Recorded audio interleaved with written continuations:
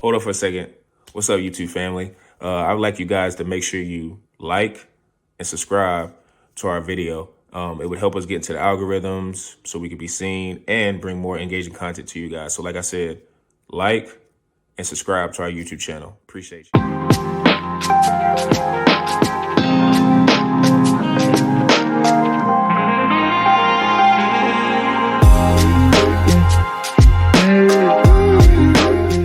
Welcome to another edition of the Pick and Downs podcast. I'm your host, per usual, Sean Tyson, here with Zoo and P-Bush. How you fellas doing? Doing well, man. Fantasy drafts all behind us, man. It's 2 days away as of filming this, man. We got a great Thursday night matchup. A lot of there's like no days without like professional football now, except Saturdays until later in the season when they start working a couple of those in. Then we got playoffs, but. Man, it's just been great. We had a couple great college games last weekend as well. And one guy, a little underwhelming quarterback in Texas there, man. Pulled a little oh boy, young Eli Manning, if I were to say. Yeah. So hopefully he turns into his older uncle and not. Yeah. Granted, he does have the same amount of Super Bowls, so Yeah. much. But I'm excited for, man. We got NFL. We got daily fantasy back in the mix. We got the sports book opening back up after the dry season since the finals. Man, it's gonna be a hell of a fall. Yeah, absolutely, man. Absolutely. Open up the FanDuel, DraftKings, Fanatics, made the deposits. Made the deposits off the promo bets. Betting season has started. Fantasy draft. Still got one more tomorrow. Tomorrow. The day before the game, the work league. 14-teamer. Never been part of one of those. I'm kind of nervous. I am an. You got a resident expert here. Yeah, I know. Sean's the resident expert. I need some more tips in the end because the 14-teamer is a different monster. The scarcity and resources is legit. So I don't know if I'm ready for that. And I got the 12th pick in that league. So it's like I gotta think of ways to do it. I think it's possible, but it's not gonna be easy. That's all I gotta say. It's not get an RB, Zoo. Get an RB. That's all I'll say. For sure. Especially in a 14-teamer RB depth is even shallower. I'm just hoping to get an RB1 and a wide receiver one, pair that, and let the cards fall after. But that's what I'm hoping for in my book. But it's exciting football season, as you mentioned. Thursday night, Friday night, all day Sunday. Woo! And then cap it all off, baby, with the Bears-Vikings Monday Night Football. Man. Oh, yes. How could I forget? And cap it off with that. We see if Caleb Williams is that guy. We're going to see real quick. It's going to be a nice introduction. Introduction for Caleb. Yeah, but to that 14-team point, running backs go very, very quickly. And I will say that I think just making sure your team has the amount of depth because of, if you draft maybe your number one and number two and someone gets injured, you got to learn how to, I guess you would say, work that waiver wire. Got to know how to work it, man, because there's always guys that emerge, and there's always going to be guys that they may not be there for weeks, 10, 11, 12, but they're going to be there for weeks 4, 5, and 6, and that, that'll win you a game because a lot of those scores sometimes can be wonky. So, man, the 14-team draft is always fun. Fantasy football is always fun, and right now we are going to be going into, I guess you could say, a very out of nowhere kind of trade. I mean, I know there were rumblings about this guy being disgruntled and they couldn't get a contract worked out, but Micah Parsons going to the Green Bay Packers for 2 first-rounders and Kenny Clark. I think he's a defensive tackle. Yeah. So I think that happened on a Wednesday. I'm not sure Wednesday, Thursday, but man, it kind of just broke a lot of group chats, and a lot of Cowboys fans and a lot of Packers fans had a lot of things to say about it. So, Peebles, what was your first reaction? And I guess you can give who won the trade. Well, I think that's a very easy answer right there, man. That would be the Green Bay Packers. Now, I will caveat that and say they did they're going to be great, but they did kind of sell their future a little bit, right? They also sold their salary cap. Yeah, their picks. Yeah, 2 first-rounders. 2 first-round picks. Now, obviously, Packers are going to be relevant. Those picks aren't prime time, but the NFL ain't the NBA, man. Late first-round picks are not an NBA pick. That can still be a very quality starter. Not saying they'll find guys like this, but Lamar Jackson was the 32nd pick in the draft, right? You can find gems, and hell, obviously later on in the rounds as well, you could always find good players.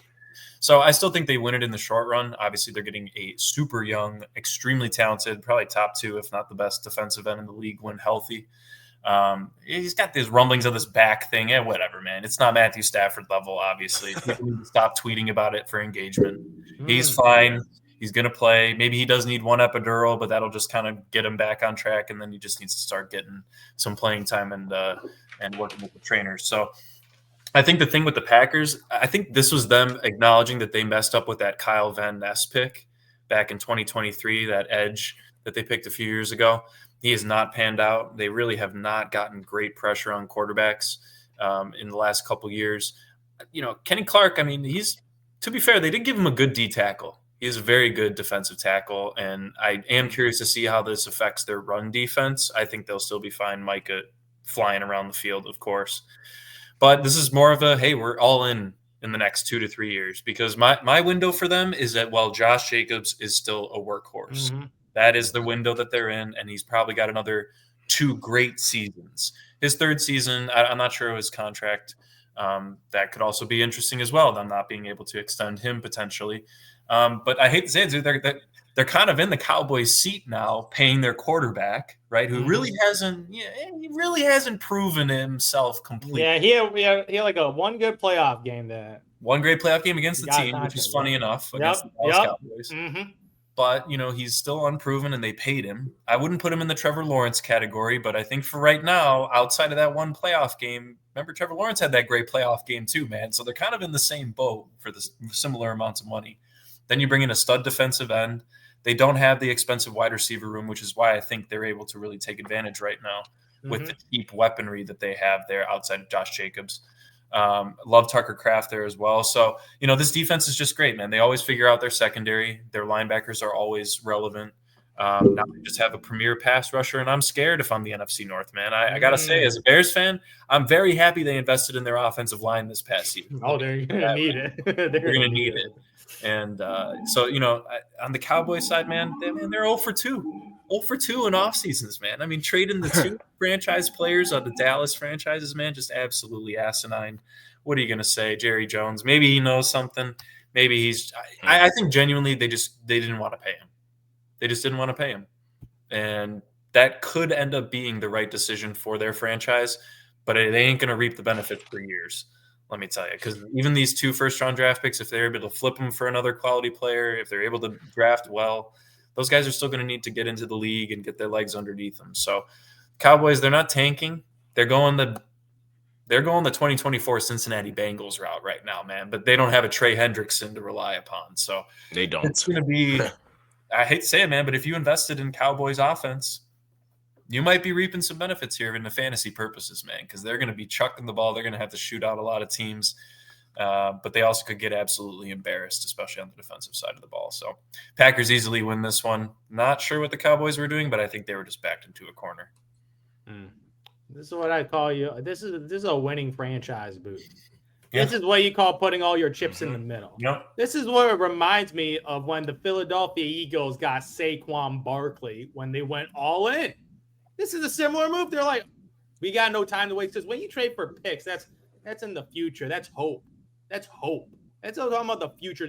You got to talk about the right now when you try to win a Super Bowl, because that's what it takes to get it done. And they saw this team, this Green Bay Packers. They might have been a nice team, a cute story, might say. 10 wins again, make the playoffs, but not making any noise.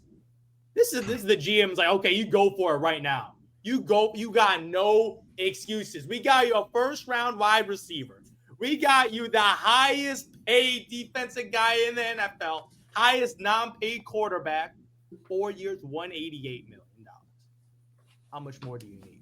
You got an elite running back in Josh Jacobs, who got big money too. You got an offensive line that is, I would say, top 10 offensive line. That defense, that may be a top 5 defense. I don't even know right now in that NFC right now. You got every piece. If you look at the surrounding piece, I would say the biggest question mark you got to still say is Jordan Love right now. Absolutely. With what he had last year with the injuries and him obviously not playing up to his potential. But if you look at the surrounding pieces, is Jordan Love the question mark? And obviously the rookie, because he's just a rookie. So you got to prove it to me that he's a guy that could get it done. But if he goes on this pathway as what we've seen from previous rookie receivers who they get in the league and they produce immediately now. Like these rookie receivers, they don't need much time before Lad McConkey wasn't even a first-round pick, and this guy produced 1,000+ yards. with an offense that wasn't even a pass-friendly offense. Brian Thomas Jr. with Trevor Lawrence's backup was dropping 100 receiving yards. Like, you got these guys just coming, and Malik Neighbors with no quarterback play was dropping 1,200 plus yards. So you got these receivers coming in and making some noise immediately now. So number one, Matt Golden guy makes some noise. Is that receiver one that they sorely miss after Devontae Adams left. Micah Parsons, he's going to go in there and he's going to dominate for them immediately and pretty much show I need some defensive leadership. Even though he's coming from a new situation, he has to have full command of that defense, and that's hard for a new player. But I think he can get it done because a lot of people respect him. But as a Packers fan, this is a beautiful sight to see. Like, it's so beautiful when you see a franchise going for it. Yeah. A lot of GMs are nervous of putting their assets and going for it because they're like, oh, what happened in the future? Like, my job's on the line. They're like, no, we're going for it, and we're going for a Super Bowl, and this is a Super Bowl or bust trade. You're sending your fans that message. You're sending the league that message. Like, that's how you get a Super Bowl. Like, that's how you do it. Like, you see a San Francisco 49ers go for a Christian McCaffrey. You take it from a bad franchise, the Carolina Panthers, to take that asset. You take these great assets from these franchises that are historically been mediocre. New York Giants, mediocre franchise. Saquon couldn't flourish there. You put in a good franchise, you get success. So that's what they're doing. They're putting a great player in Micah Parsons in a mediocre franchise to a franchise that has been historically great. It's a match made in heaven. If Jordan Love screws this up, Zoo, man, I don't think we're going to hear we're never going to hear the end of it from you. Oh, Jesus. This situation is as good as it can get. Yeah. As good as it can get. I'm getting like deja vu, man, from how you kept talking about the Bears, man. Oh, you're going to a great situation. It's all on Caleb, man. It's all on Caleb. Well, now it's all on Jordan Love. Caleb with the Bears. Yeah. Jordan Love's got all the pressure.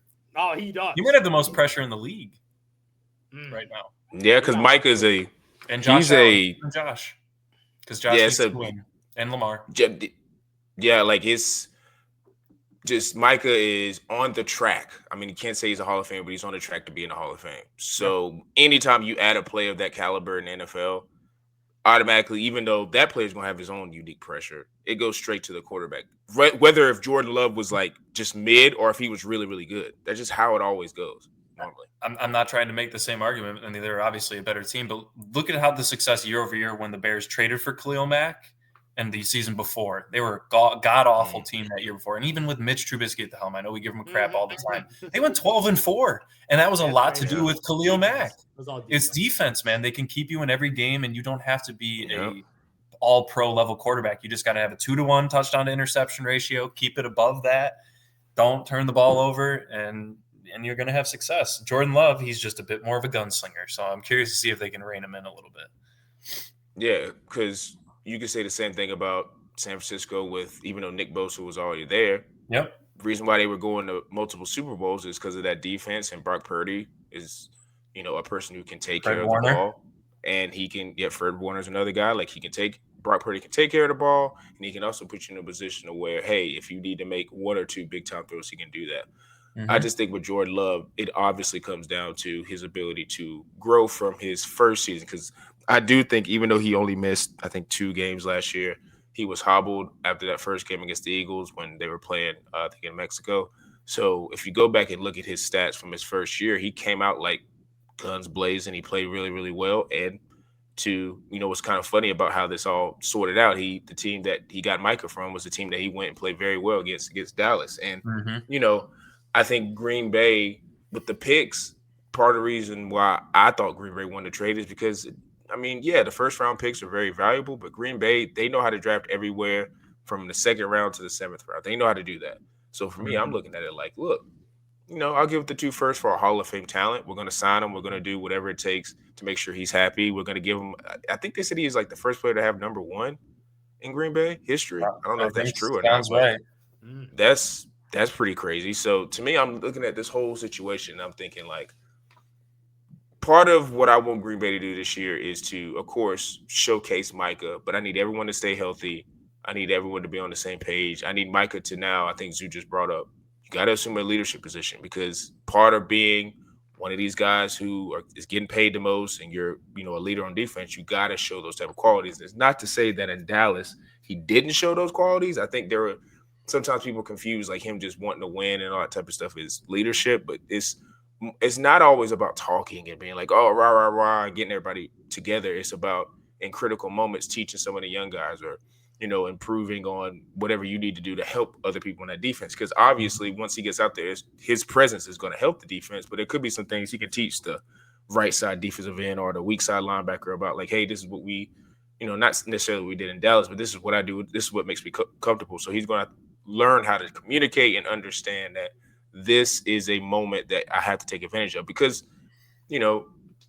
honestly, you got about because in NFL one year sport, it flips because of just injuries and how people age, your body's worn down. You got 2 to 3 years, 3 years max. They got to get to a Super Bowl and they preferably need to win it. Yep. Now I wouldn't, if you were to say they got to the next 2 out of 3 Super Bowls, kind of like how San Francisco did, and they didn't win it, I wouldn't be saying it's a massive failure. But I would be like, a little disappointed because it just feels like you don't make this type of trade to just be like, oh, we're going to the Super Bowl to be there in the festivities. Like they're a franchise that's won multiple championships and Super Bowls. They want to win it. So I salute, to Zoo's point also, I salute franchises that go for it. And obviously the franchises who usually do this are the franchises who are competent. The reason why the franchises like a Jackson, and I am pointing out teams, but like a Jacksonville, for instance, or like even though they went to the AFC Championship game, but still like any of those franchises that we know historically are kind of just like mid or they're just, they do that because they're not really confident in what they're doing in the front office. They're not confident in how they construct their team. So they're just trying to, it's like the person at the job is like, I'm not going to overextend myself. I'm just going to do enough not to get fired. And that's what a lot of, I don't want to say, if I put a percentage on it, it's like probably 75% of the league is like that. Yep. Because if you look at just all of the winners for the past 20 years, I know the Patriots dominated a lot of that. And there may be a unique case because I don't know if they ever made the Chiefs landmark trades. I don't think they ever did that. Maybe they did. I'm missing one with the Patriots and maybe Randy Moss. Randy Moss. Yeah. Chris Jones, was he drafted by them or did they trade for him? I think they drafted him. They're pretty much all drafted. The only thing that they did was they said we don't need Tyreek, which also is a very that's a bold call on the other. That is a ballsy. And it worked. Ballsy.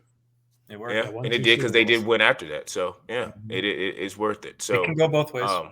It definitely can go both ways. And I just think for Micah, just himself as a player, I think it's great for him because he's very, as much as crap we talk about the Cowboys, it is still cool to be a Dallas Cowboy. So he got drafted to a glamour franchise and now going from there to the Packers, who is like a mini glamour franchise, but they're more competent. That just bodes well for his career. So I'm super interested to see what happens, man. I hope that somehow, which this is not going to happen, but the only time we're going to get is the matchup. I think it's week 4 of them matching up against each other. But it would be awesome if Dallas was decent this year and they got to match up in the playoffs because it would just those storylines would be insane, insane. Roger Goodell's taking notes on your script there, Sean. Yeah. Dallas, and I would preferably want it in Green Bay because we had the first matchup in Dallas. So that's true. Shout out to Micah. Got his money. What did he get? 4 years, 188, I think. I'm not sure.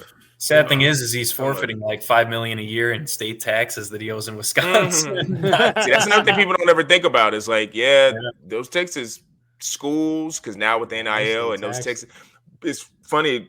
Little side note before we go to the next topic. Like Nico Iamaleava, who was a quarterback from California, went to Tennessee and he got like $4 million and he wanted like a pay raise. So then he ends up going to UCLA and takes like a pay cut and he's only getting like I think maybe 2.1. Or it's like he really is actually only getting around 600,000 to 700,000 because of the California taxes. And Tennessee is a non-state tax either. So it's like you kind of and the program is way of a lesser tier. So it's and when I started doing my research and looking at like who's running and who's his agent is his family. So sometimes you got to be careful who you hire, man. Got to be careful who you hire. Yeah. But NFL coming back, super excited about that. And there's a plethora of games that we'll be talking about. But Zoo, which one stands out to you the most? Dude, for me, it's a personal one. It's a personal one, and we just talked about this team. It's the first match. It's the first matchup of the day for me. The Lions and the Green Bay Packers. It's a beautiful matchup where you can see exactly where this division stands right now. I know you got one that you got your eye on, obviously, with the Vikings and the Bears over there in their matchup Monday night. But that's not my pick, but yeah, I am watching. Yeah. I'm like, obviously, like we get the tone set of who's the top dog in the division, and obviously, this is a team they're going to see many, many times, so they're going to know each other and pretty familiar with each other. But for me, both sides of this Detroit Lions team under this new OC. I want to see how they work their system, or do they look as smooth and operate pretty much a force as last year? Like last year was one of the most beautiful offenses I've ever seen in the regular season, where everything was on time. People got open all the time. It just looked really, really easy for them to score touchdowns. It looked to a point it was so easy that they were taking turns scoring touchdowns and giving everyone touchdowns to make in. I want to see if a coaching change from the OC position could really change that, or was it all Ben Johnson? Like, is he really all of that guy, or maybe someone else takes over his playbook and runs the same exact system and still runs exactly the same? Like, who knows? We're going to get to see that real quick because they get a real test of this Green Bay Packers team, and I just want to see this team on paper. Because on paper, it looks nice. I know we talk about Super Bowl, potential making to the Super Bowl, conference championship. Okay, that's all talk. But you got to put it on paper now. So this week one, like every week matters, especially a divisional matchup. I want to win the division. And for me personally, this is a terrific matchup against a team which last year they dominated division. Like the Detroit Lions were, but like it was even close. Well, the Vikings, but but everyone knew the Darnold punt score was gonna happen. Like that was the most predictable thing ever. But outside of that, like everybody knew, like Detroit Lions were a lot of them had them as Super Bowl favorites and even making it to the Super Bowl game last year because of the team on paper. Yeah, lost to a rookie. That's all. We gotta keep saying that. You know, on paper they look great. So it's pretty much the same. This is a good game. Hutchinson back, so they got the defensive guy back, and we're getting to see how they play against this Jordan Love-led team where Jordan Love is healthy, got a new defensive player, the rookie receiver. I get to see it all on paper and see a nice battle. It's a nice juicy spread 2.5. So it's going to be a close game. I'm very, very interested to see how this game plays out. Yeah. Mm-hmm.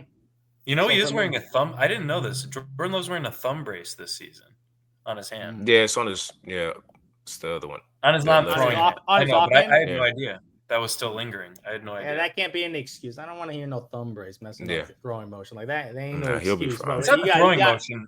If anything, it's going to be in just how he protects himself in the pocket and ball security.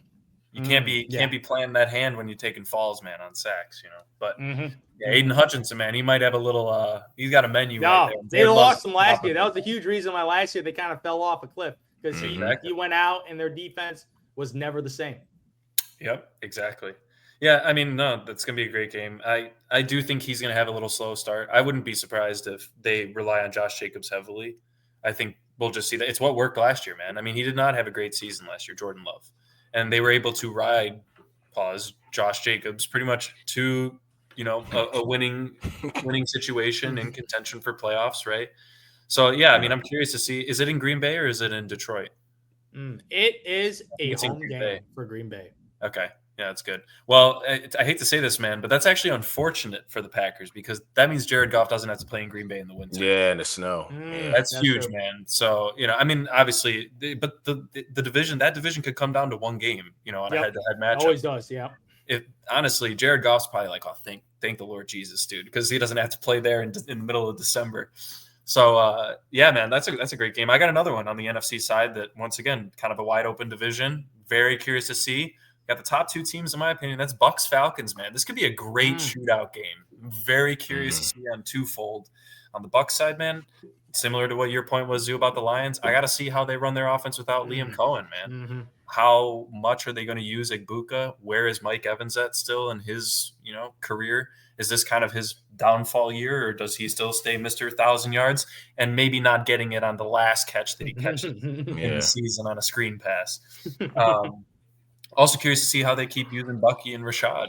With a new OC, do they kind of go back to more of a tandem? As a Bucky shareholder, I sure hope they do not. But I think he proved enough last year to really garner a decent amount of carries in that offense. And then we got to see how Baker meshes with this new play calling as well. I'm sure there'll be some continuity in play calling, but Very curious to see how that shakes out there. And then on the Falcons side, man, this team I have a lot of shares of Falcons this year. And, if this offense clicks, they've been building this offense very slowly for about 4 years now. From Bijan to Drake London to Kyle Pitts to Michael Penix.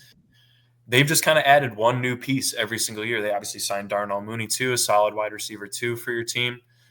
Man, if Penix gets this going, and Sean, we've talked about this a lot, his chemistry that he had with Pitts at times, obviously Drake London, even Mooney, and then obviously Bijan is Bijan. This offense could scare a lot of people. And I think the other thing with the Falcons is their defense is never really that bad. They're always relatively relevant. So this division is completely wide open. I said this in the NFC preview, man. 10 wins in this division could easily get you division crown. This is going to be a huge matchup. And I know the Tampa Bay run defense is pretty solid. I think Bijan still gets his own. But I see this as a complete shootout game. Not sure what the spread is. I'd be very curious. But I think I gotta lean Falcons here, man. I think I just believe in the Penix hype a little bit. Yeah, but I got it once again. Small sample size. We got to see it on paper. This offense is absolutely stacked, and it has been stacked for a while. It just so happened that they had Mr. Achilles last year, and now, as I've said a couple times on this podcast, we made fun of the GM for making the pick. Oh yeah, but that Michael Penix draft pick might not be looking too bad after this season if he can stay healthy. So, very curious to see how it pans out. Love to see Kyle Pitts showing out this year. Maybe it's a little too late for him, but either way, they still have enough weapons to still be running for a potential division winner this year in the NFC South. Yeah, man. Penix pick at the time was just so jarring because of coming off of Kirk Cousins. But when you really step back and look at it right now, it's like that was a genius pick because if you know anything about the Achilles injury, it's just hard to bounce back from it. Like some people that get injured from it, there's like, oh, it's just they get it, and it's like it doesn't really affect you. You can tell they're a little off, but they're still performing at a decent level. But that injury, more than any other leg injury, is one that if it, happens, you're more than likely not going to bounce back to who you are. And, depending on your type of, I guess, quarterbacking style and stuff like that, people think, well, if you're a runner, it's going to affect you. But, I mean, just dropping back and trying to get the certain amount of power off your leg or whatever could really impact you. So I think with that, and Penix being older, this seems more like a seamless fit. And I think that's why a lot of the hype is coming in because he's just an older quarterback who we think is going to be able to distribute the ball to all of his weapons. So I'm very interested to watch to see, one, what Drake London does, even though I haven't really been able to get any shares of him. I've been a couple picks off, but just to see his ascension and Bijan and things like that. And like I said, their receiving core is deep. Like Darnell Mooney, Ray McCloud, like there are guys that can get open and they can make big plays. So really excited to see that. For me, and I just had this thought probably like an hour or two ago because I was thinking about just the whole Micah trade, and it's like Dallas versus Philadelphia is to me interesting on both fronts just because of the trade, defending champs, bitter rivalry. Like starting with Dallas, man, it's obviously like you walk in the locker room, you're like, dang, Micah Parsons really ain't here anymore. Like one of our elite players is just gone. And so now, respect to whoever DN2 was or DN3, like now you're expected to be the starter. Obviously, they're excited, but if you're being honest, CD, Dak, all the other leaders on that team are probably a little pissed. Like, what are we truly trying to do, man? What are we doing, man? What are we doing? I don't understand, like, if we're trying to win or if we're trying to save money. And as a player, of course, your job is to go out there and just perform. But, I mean, most of these guys, especially guys who are like Dak and CD who are really good at their position, they want to win. They're human. So I wonder if this galvanizes the guys into a point where it's like, okay, look, obviously management's not on the same page as us, but we're going to go out here and play, with our hair on fire. We're going to execute to the highest of abilities. Also, too, you got George Pickens and CD going with, Dak coming back off injury. Really interested to see, like, just who's – I mean, obviously, not obviously, but I do think and expect that CD is going to be the target horde for that team. But, I mean, if George Pickens in the contract year keeps being spectacular and things like that, who knows? It could be a little bit of an imbalance. And, two, I just want to, even though I don't have any shares of Cowboy running backs, I really want to see if Javonte Williams has a bounce back because that'd be pretty cool to see. Because at one point he was back in Denver where it was like, oh, this is a guy who could be a bell cow. So, and I'm pretty sure he got injured, so that might probably be one of the reasons why he wasn't able to play as well. And then from the Philadelphia Eagles side, man, it's like when I read the quote, I think it was yesterday where they're like, hey, we're not coming out for the ceremony or whatever for to do the championship parade, or not parade, but the championship presentation before the game and stuff like that. We're focused on next year. And the part that made me laugh is Sirianni was like, oh, we didn't even prep for it. We didn't know anything about it. It's like they're already back at it again, man. It's just like, stop. The theatrics of the Eagles, man, and that head coach is just, I know a lot of people get turned off by him, but he's just funny because I know he's trolling a lot of people. So just that dynamic, really wanting to see, I think Josh Sweat went to the Cardinals is who he signed with. I'm not too sure. I think it was him. So, I mean, Josh Sweat is one of those underrated, unsung hero types. He's not really a loud, boastful type of personality you would think with a star player on the star defense. But seeing how they replace him, I know they got the corners and the safety and stuff and all those guys coming back. Interested to see what Landon Dickerson's health status is with that offensive line. They lost Becton. So, I mean, they still got Lane Johnson and the other tackle, that name I always forget. But, Mailata. Really just, Mailata. But for me, actually seeing what the game plan is going to be with Jalen Hurts now having 2 Super Bowl appearances and 1 actual Super Bowl win, wanting to see if they do switch up anything with the attack. I don't think they will, but I feel like sometimes with a lot of these teams is once you win something as big as the Super Bowl, you're just kind of like, oh, the next year is kind of just like us, whatever year. Let's try some new things. Let's do some things and maybe expand different roles of players and things like that. So in my head, I'm thinking maybe Jalen comes out gunslinging. I'm not sure if it's in Dallas or if it's Philadelphia. It's probably in Philadelphia if they're doing the ceremony. But just wanted to see, man. Just want to see how they react and how they do. I anticipate Saquon to have a really good year, but there's no way he's replicating that year that he had last year. And so because to me, with this game also, my last point, I think if Dallas comes out and fights to a point where it's like, oh, this is like Philly might lose this game or Philly might do whatever, it's going to set the tone for the whole NFC East. Because Philly, people just love to say when they won anything, they're like, we're greedy. We want more. It's like, but there's probably 4 people on that entire organization, in that entire organization, not even just the team, that's like, oh, I'm really greedy. Everybody else is fat and happy. This is how it is. Most people are fat and happy. So it's like and I don't know if I can. I know Jalen's probably not satisfied, and maybe Saquon's not satisfied. I don't know, like the super ultra competitive guys, but everybody's fat and happy. So I'm just interested to see if this is truly how everybody loves to say when the one team was a Super Bowl. It's like, oh, is this a dynasty? Because we heard that after Nick Foles. It's like, oh, they're going to still be able to do whatever they want to do. And it's like, no, it's like there's only a few. I mean, not even a few, like 1 or 2 franchises who can repeatedly get back to Super Bowl. We've seen it with Kansas City. We've seen it with New England. So I'm just interested with all that. And I do think it's really cool that the NFL does these conference battles in week 1 because you want to talk about people already being interested. It makes it even juicier when it's conference matchups. So we'll see how that goes. We'll see how that goes for sure. But, so wait, you got the Cowboys in that game? Well, if we want to go there, I can go into our best get your parlay going, dude. There is no nobility in poverty. I have been a rich man and I have been a poor man, and I choose rich every fucking time. Starting on my little 2-leg parlay, we're going to be reintroducing our best bet segment. Just a lot of different things every week where I'll have some parlays. You may have this type of bet, and people should be doing different things with the fantasy sports books, things of that nature. So we're going to be switching it up and just, giving our thoughts on bets that we think could cash. And, me going ahead and starting it, kind of leading in with the Cowboys. I do think they're going to be competitive. I do think there's going to be a sense of we are going to fight to the bitter end because we are kind of in a what the hell is our management doing, and we want to galvanize. Dak is back, so that's exciting for the Cowboys.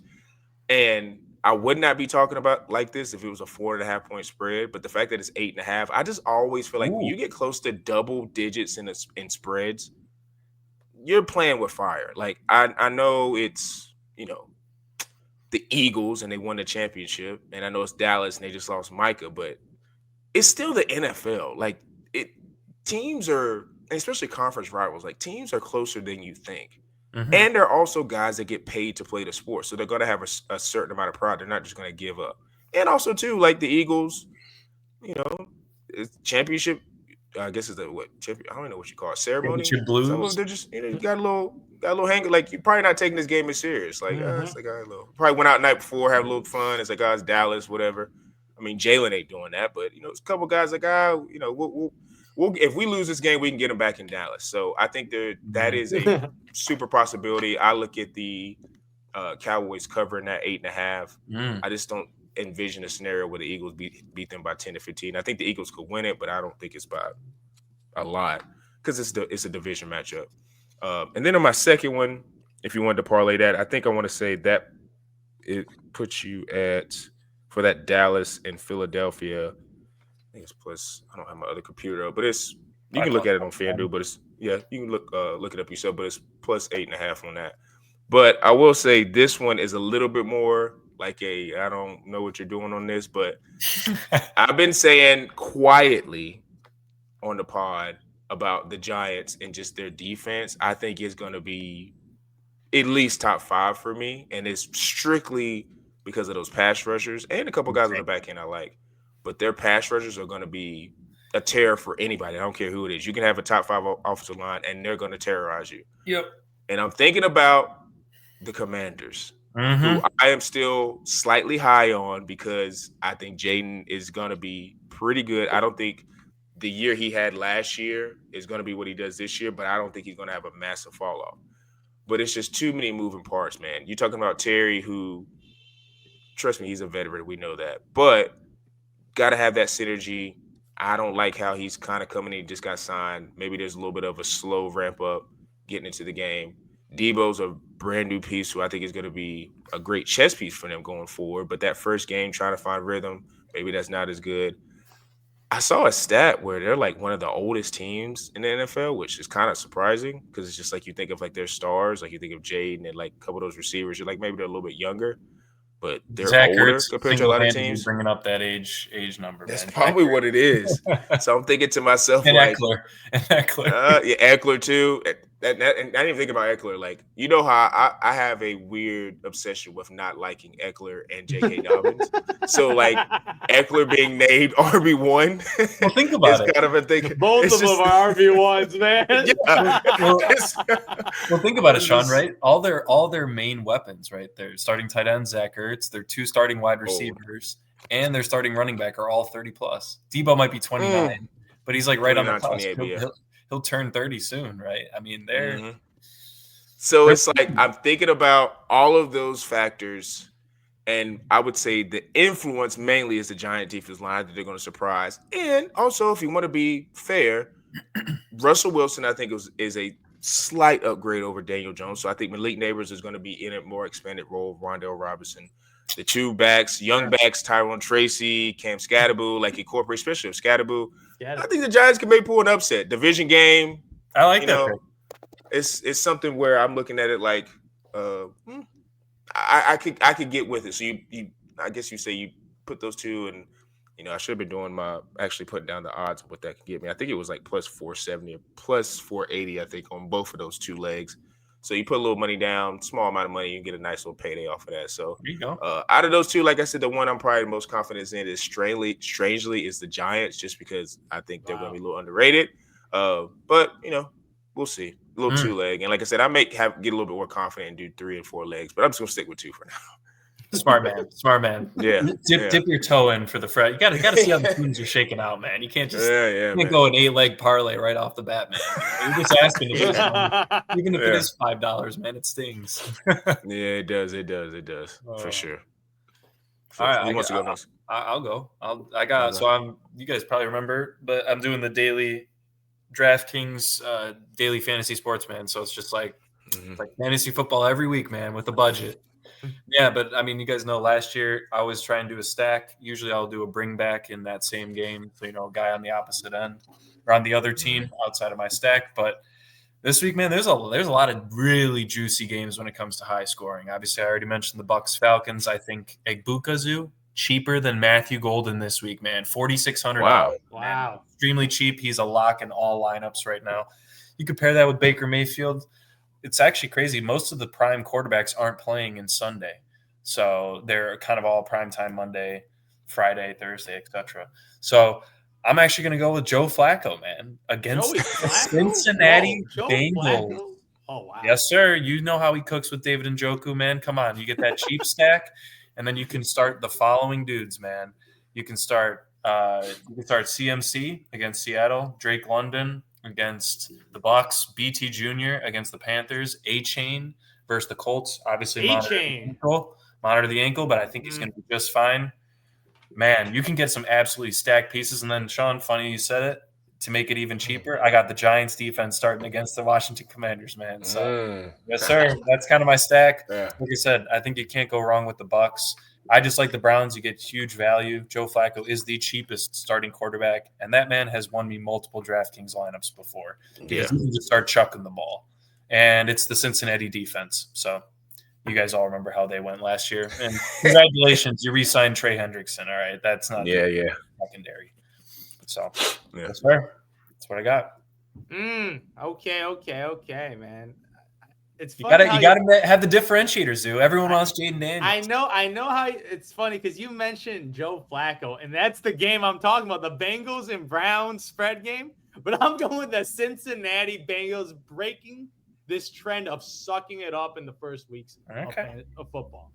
Historically, we've seen, we all remember that Patriots game because I still don't know what happened with that game. Because if they win that game, they make the playoffs. So that is a situation where you cannot be losing these gimme games. And this game is what you call a gimme type of game right now. You're playing this Browns thing. I know you're away right now, but it's Ohio. It's Ohio. Yeah. You got Joey B. He owns the state. You got a 4.5-point spread with the Bengals team where I feel like they heard a lot about the noise where what's with this team in game ones, of the regular season, and just wet in the bed and not performing at all. What's with the coaching? They're questioning the head coach. Obviously, they got a new defensive coordinator. I don't really know it's really his fault for the defense not being that good. I think it's more of a personnel reason. But right now, I feel like there's being an extra emphasis based on the scrutiny of – they talk about this on national television. What's going on in week one? Why is the coach not having his guys prepared? What's going on in this off-season training camp? I feel like in this situation, you got to look at the coaching staff and not be prepared in game ones in the past couple of years. And it's been historically been like that. So I feel like with that extra emphasis right now, I think that's built into the Vegas odds where they notice that trend and they're like, I don't know where you give them that much because obviously I think everybody would admit the Bengals are a better team than the Cincinnati Browns, regardless of how bad the defense is. In that situation, with even a 40-plus-year-old Joe Flacco, it is what it is. He's a passable quarterback where he can throw some yards, throw some big passing games, but he might throw 2 to 3 interceptions because he's the definition of a gunslinger, which is great to watch. He's in that Jameis mold. He's gonna throw some deep bombs. This guy, especially when they're down. Maybe he'll connect with a Jerry Jeudy for a 75-yard bomb. It can happen with his style of offense where it's gonna be a high scoring game at 47.5 over under. That is the highest over under of the week. So you're gonna have a high range back and forth with these two offenses. And give me the Joe Burrow led offense right now. He got his receiver weapons back. T. Higgins paid, Jamar Chase paid. Everybody's happy on the offensive side. Defensive side, it took a while to get a deal done, but offensively, this team should be awesome. And 4.5, I'm gonna go cover our touchdown 6.5 right now because I think they have an ability to blow them up in this game. For me, 4.5, I'm this Bengals team. I know what the trend is, but Browns might be fighting for a number 1 overall pick this year.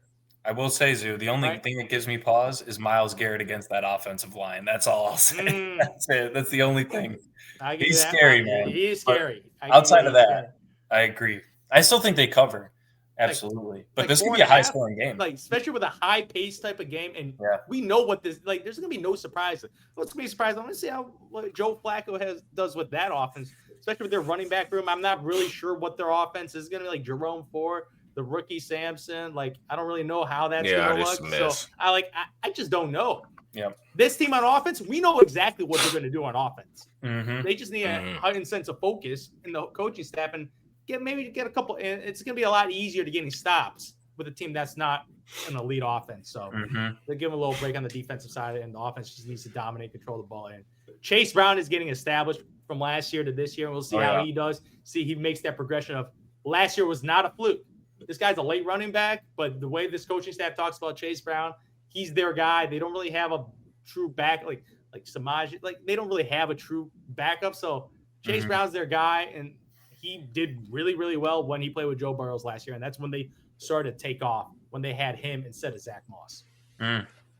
Absolutely. This needs to be not only do the Bengals need to win. This needs to be like a statement win for the Joe Burrow in terms of, when I say statement, like he needs to come out and throw for like a bunch of yards and a bunch of touchdown passes, because the narrative early needs to be started about him possibly getting an MVP. Yep. And no better way to do it than doing it against, a defense that's perceived to be pretty good with Myles Garrett, and it being the first game of the season, because impressions matter with a lot of these type of races. So not to say Joe Burrow needs the pub or whatever, but it's just it's cool to read it. Yeah, it's cool to see that you won the game handily and that you put up crazy stats doing it, because that kind of sets the tone for a lot of the voters. Like, oh, man, Joe Burrow, he started the season off like this, and now look, it's week 15, he's still going off. So I think that's super important. Just to clarify my bets with just the odds, I think it's plus 220 with the Giants money line, and then Dallas minus 115. It gave me plus 498 with the odds. That's really good for only a 2-leg. Not bad. Yeah. So I don't know, man. Parlays are very tricky, but they get easier, and you hit more when they're like 2 to 3 legs. So keep that in mind when you're betting. You're telling yourself that. I will say, keep telling myself that is super difficult to do parlays, but I will say this 2-leg one I feel good about. Yeah, it's a good one. Yeah. So, like I said, we're going to be incorporating NFL bets every week. Make sure you guys tune into the pod. Sometimes I will probably try to section this off and make this a separate video. So if you're just strictly into betting NFL, you'll have that as something you can watch as like a 10 to 15 minute video and see what type of bets we do. So make sure you're tuned in to Tyson Talks _ for our Instagram, our TikTok. Make sure you're tuned into our Spotify, Apple Podcasts, YouTube, Quantro Knows. Give us a 5-star review and make sure you comment so we can interact and see what you guys are talking about this NFL season. And for me, Zoo, and P-Bush, we are out.